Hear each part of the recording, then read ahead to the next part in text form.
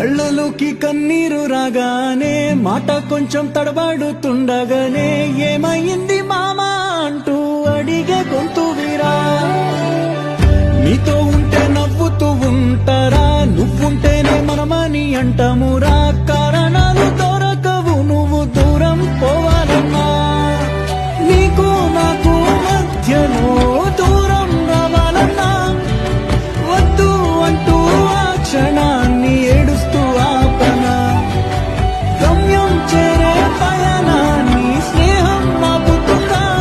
నీ మంచే కోరి పొమ్మనేంత ప్రేమే మాకు లేదా. అల్లుకున్న తీగతో కలుసుకున్న కులం స్నేహమన్న